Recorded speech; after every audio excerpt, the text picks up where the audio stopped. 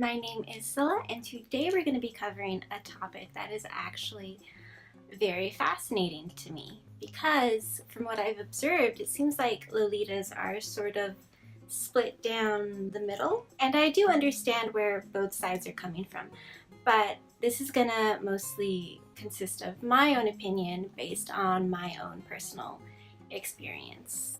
Now, as you can probably tell by the title, the question at hand is Lolita as a fashion too uncomfortable to wear in order for it to be worn as a daily fashion? And we have Lolitas over here saying that's not even an issue. And then we have Lolitas over here saying, what are you talking about? There's like 1,000 layers involved. Of course it's going to be uncomfortable. As for my own opinion, the answer is yes, it can in fact be very uncomfortable. But that's based primarily on the individual's threshold or tolerance for comfort. There are a lot of factors that play into it, and that's basically what I'm going to be covering today. So let's go ahead and start with the first factor, which is entirely out of anyone's hand, and that would be the environment. So as we know, everybody handles cold and heat differently. You would think that for me, growing up in Southern California, I would be used to the heat, but that is not the case at all. As soon as it gets above 82 degrees, I become a little whiny baby. I'm not even gonna lie, I have zero tolerance for the heat. Zero tolerance. So it stands to reason that I wouldn't feel very comfortable wearing Lolita when I can barely even stand wearing my normal clothes on days like that.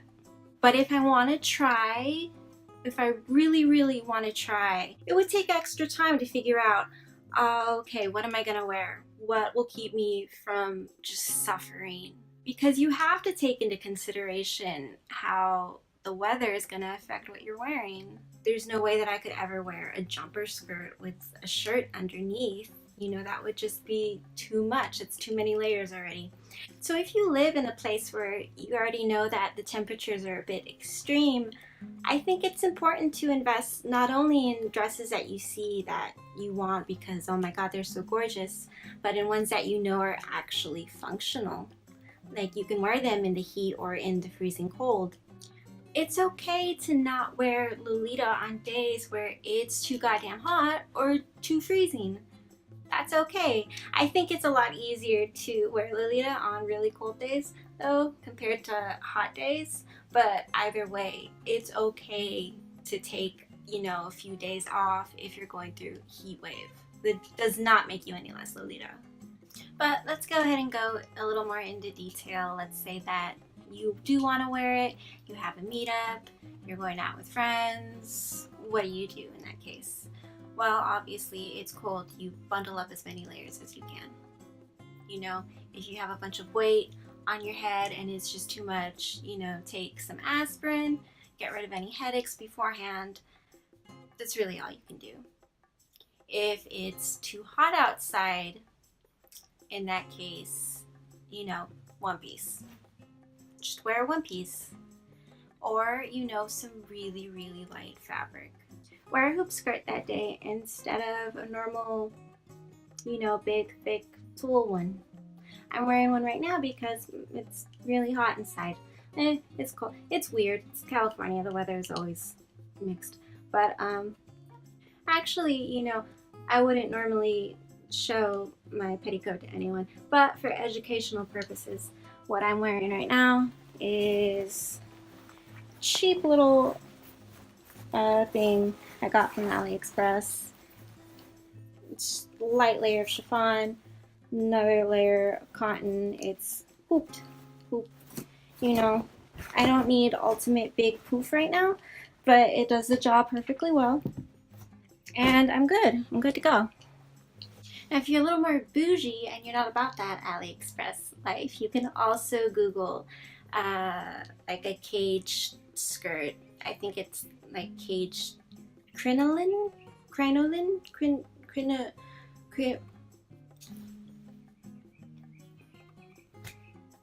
Bloomers are entirely unnecessary. It is very rare that anyone looks up your skirt. If it's too windy, then get cute little boy shorts. Whatever anyone says, ankle socks are fine. I don't know why anyone would still complain about that. There are some tights or thigh-high socks that are a little bit more breathable than others. Unfortunately, you won't really know until you have them in your hands and you've worn them. Parasols exist for a reason. If the sunlight is trying to give it to you, you take that parasol out and you tell it to back off. If it's cold, wear a wig, wear a hat. If it's hot, try not to wear a wig, or if you do, it's probably better to wear a really short one, and just wear a head bow or put a couple clips in. It does not always have to be OTT. That pretty much covers everything for the environment. The only other thing I would add is just to be careful, because if it is freezing cold and you have all these layers on, just make sure you have enough blood flow going through your body. Let's go ahead and move on to factor 2, which would be the fit. And I think this one is actually easily overlooked compared to all the others. So let's say that you're looking for a dress and you're looking at the measurements, of course, and oh, it's a perfect fit. You will just fit into that dress. Your bust is 90 centimeters. That dress is 90 centimeters. It's a good fit. In most cases, this is not going to be true. You will fit into that dress, but that doesn't mean that you'll fit into it very well. There's a big difference. And I think this is actually a big contributing factor to why people feel so uncomfortable in Lolita, because generally for most brands, they only come in one size. And obviously not everyone is a tiny little Asian girl. So it's not going to fit perfectly as it should. It'll either be too tight, just a little bit too snug, or a little bit too big. And obviously it's better to have it just a little bit too big, but even that for me was just made it a little bit too uncomfortable. So here's my little story. I didn't know what a good fit was until it was 20 dresses later plus, I think, because let's go back to measurements. So at the time I was 91 centimeters, whatever size that Toy Fantasy is, the one piece. And at the time I had bought that and I fit into it and it was fine. For reference, I'm 5'0" and I think I weighed like 117 at that time. So it fit me, but on a bad day, the zipper wouldn't go up. So it was kind of like, so I like the dress. I love the dress, but it's a struggle. But I love it so much that it just didn't even matter. Now, a year later, however many dresses later, I find the one piece for Magical Etoile, and it is the same amount of centimeters around the bust area. And you know, I don't expect to get it or to fit into it, because at this point I had gained 20 pounds due to stress and sorrow. But I get it and it fits. Not only does it fit, it fits really well. So I imagine if I were to continue to lose weight from where I am now, it would probably be big on me. But that's okay. Either way, what I learned was that, oh my God, this is what it means to have a really well-fitted dress. It is so comfortable. It was so comfortable. None of the other dresses compared, not even any of the ones with shirring. Oh my God, it was just so comfortable. And this isn't just Lolita specific. If your jeans are too tight, if your shirt is too tight, your bra, you know, if anything doesn't fit you well, it's going to be uncomfortable. And this is why indie brands are so great. The fact that you can get things custom sized now is a lifesaver. And this isn't to deter anyone away from getting brands. All I'm saying is that the better the fit, the more comfortable you'll feel. And despite this, we all know that we're still going to compromise our comfort for that one dress that we love too much. Even if it has shirring, our boobs are still not going to get the breadth that they need. But that's okay, because we love that dress. And the fit doesn't just end with the blouse or the dress. The socks and the tights also go, and even the wig sometimes. But for me personally, I find a really hard time with socks and stuff because I'm petite, but my legs are a little bit stubby. So I just find a very hard time finding a good fit for my legs. So let's go ahead and boil this down. Basically, if something is either too loose or too constrictive, it's just not going to feel very comfortable. So let's move on with factor 3, which would be weight. Fact, the more weight you have on your body, the more uncomfortable you're going to be. Source, logic. For me, myself, I don't have that many heavy dresses, so that's normally not a problem. However, the wigs, especially the long ones, paired up with the head bows or the headpieces or whatever, that is an issue. Sometimes it's because the wig would be too small or just too tight, but usually it has to do with the weight, because when I wear longer wigs especially, that's when it becomes a really big issue. I've already said this before, but when I know that I'm going to be wearing a big wig out, I always preemptively take an aspirin or something to prevent any headaches, because I will get them undoubtedly. But that is a compromise that I am willing to make in order to wear a big fancy wig. As far as dresses go, the heavier the dress that you have, the more poof that you're going to want for it. Otherwise, it's not going to have that perfect shape. So you're just piling on more layers in order to get it to be how it's supposed to be. And it's a lot that you're carrying around with you, so that can also be very tiring. I just made a video about all the stuff that you should take with you as a Lolita.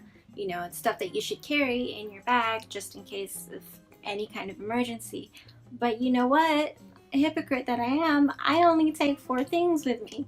5 things. So, the less stuff you have to carry, the more comfortable you're going to be. I also like to hollow out the heels of my shoes so that it doesn't feel like I'm carrying the weight of the world on my feet, So let's go ahead and move on to factor 4, which would be the quality. So when I first started out, all I used to wear was the Leg Avenue petticoats, because at the time that was all I had. And if it saved me from having to buy a real petticoat, then that means that I could afford to get more dresses.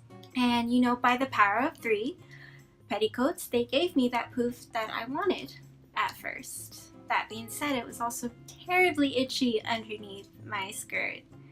The cheaper your wig, the more itchy it's also gonna be. So if you're getting it off of eBay or Amazon or AliExpress, you can make it look really, really nice. But it'll always feel how it feels, which is lower quality.